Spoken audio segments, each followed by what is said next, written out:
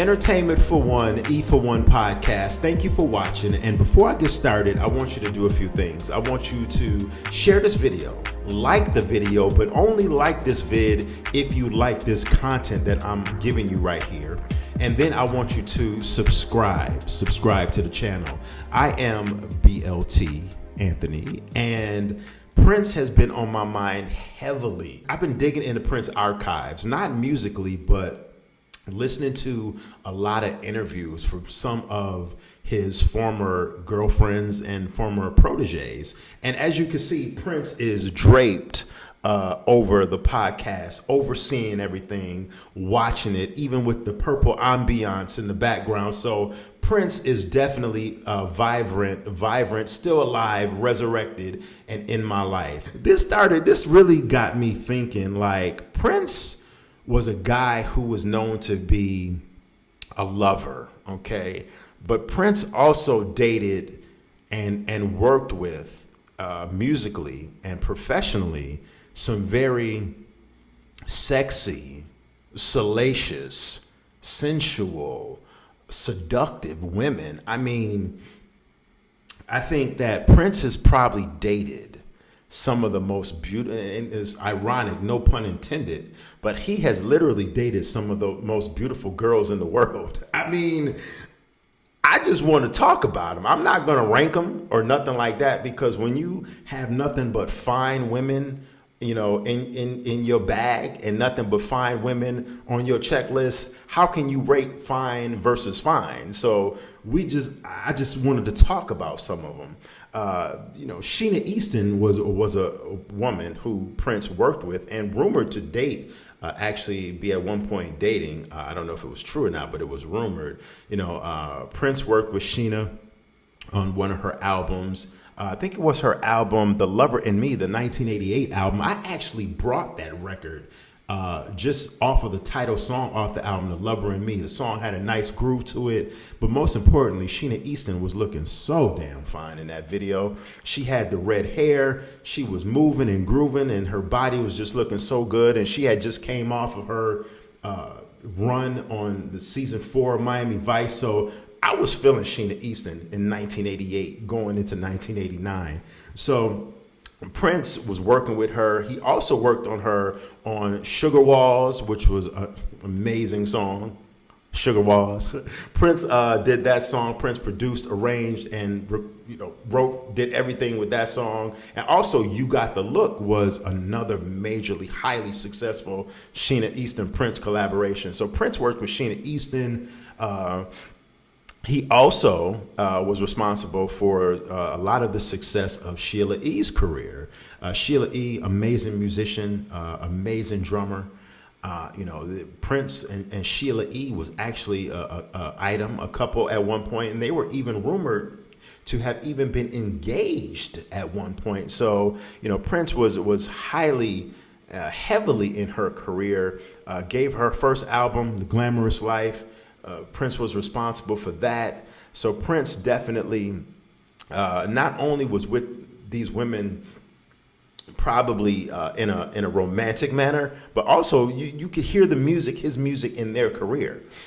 Someone else that Prince worked with, we all know Wendy and Lisa. Come on now, they were in the Revolution. Now, the fun fact, I don't know if you know, but Wendy Melvin, Prince actually was in a romantic relationship with, was it Wendy? Did I say Wendy? Yeah, Prince was in a relationship with Wendy's twin sister, Susanna Melvin. I hope I'm pronouncing that right. It's pronounced Melvin. Prince was in a very somewhat publicized relationship with her at the time. And some could look at that as being a conflict of interest. Prince dated and he was responsible for the career of Carmen Electra. Carmen Electra, she was signed to Prince's Paisley Park Records at one point in time. Carmen Electra, she had like a mediocre music career, not really. So she turned to modeling and then acting, and she really blew up in the mid 90s as an actress. So Prince was dating Carmen Electra, dealing with her musically, and then Prince had Diamond and Pearls. They were actually, Diamond and Pearls were actually two fine women, of course, and they were Prince's backup dancers during the Prince's Diamonds and Pearls era, and that was like 1991, 1992, when Prince came out with the Diamond and Pearls album, and they were featured in the videos for Get Off, Cream, and also the title track of the album, Diamond and Pearls.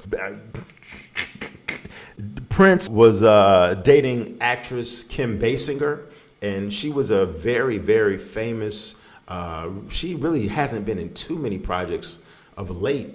I haven't seen Kim Basinger in years, but Kim Basinger she was in the 1989 film Batman. She played Vicky Vale.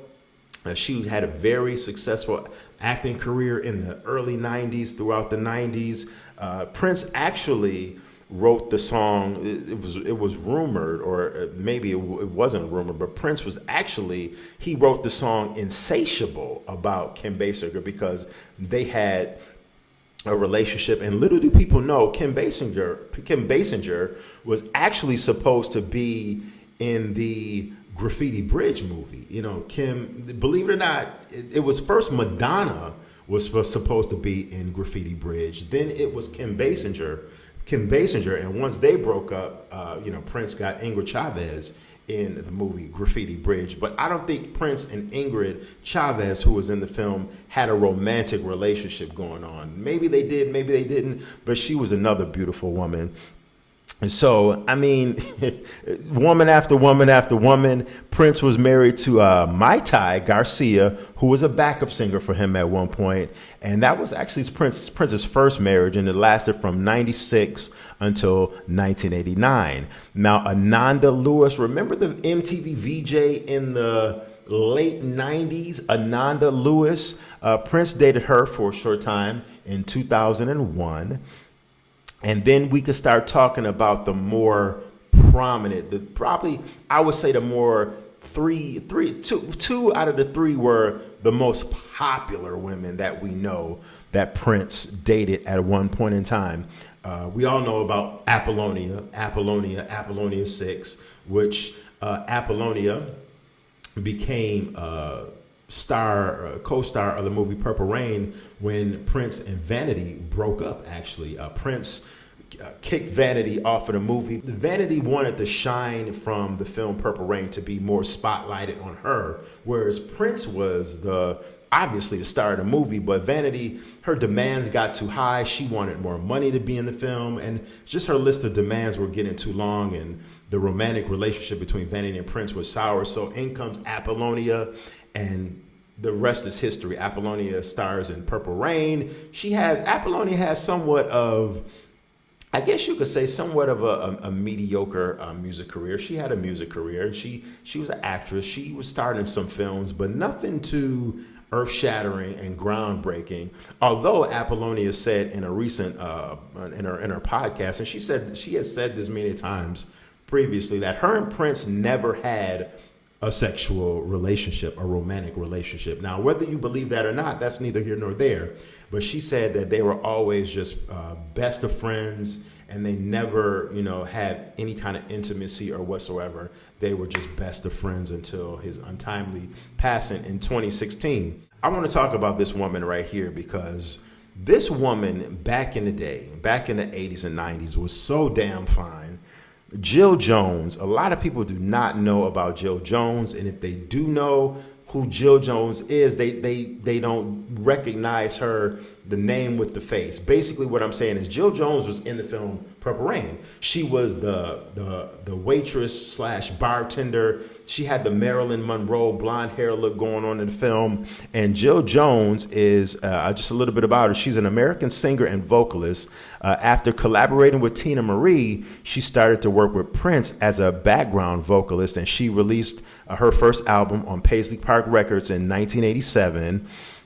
And Prince, a lot of people don't know, but the iconic Prince song, She's in My Hair, She's Always in My Hair, that song was about Jill Jones. Jill Jones was also in the film Graffiti Bridge. And if you don't know the scene that I'm talking about, she was throughout the movie, but she was the prominent scene in the film was when she took her panties off in the middle of the street. Yes, yes, yes. I love it.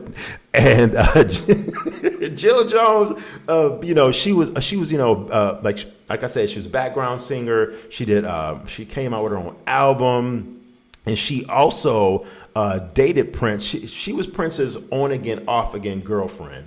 And that went on for a number of years throughout the 1980s.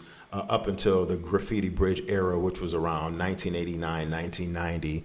And, Jill Jones was also in Prince's video for Automatic. She actually did it's a fun story behind this. I'm not going to really go into it, but she was also in Vanity 6, as a background vocalist. And she was also a member, a not so much member, but kind of a replacement musician in the group The Time. So it's a fun story behind that. So you should go, YouTube Jill Jones interviews and check that story out, because she thoroughly explains it on Apollonia's podcast. But Jill Jones was so damn fine. She was a fine woman, boy, I tell you. And I would be seriously remiss if I didn't briefly mention Robin Power. Now, for those of you that don't know Robin Power, she was also one of Prince's muses, and she was in the movie Graffiti Bridge as well. And I think the most infamous, I don't want to say infamous, that's not the right word, the most well-known woman that we know that Prince was dating and had a very romantic, intimate relationship with at the time was Vanity, Denise Matthews. Vanity 6, we all know the history about her and Prince and the breakup and things of that nature. But Vanity was like I said, the most well-known protege of Prince, both romantically and professionally. Very extremely fine woman.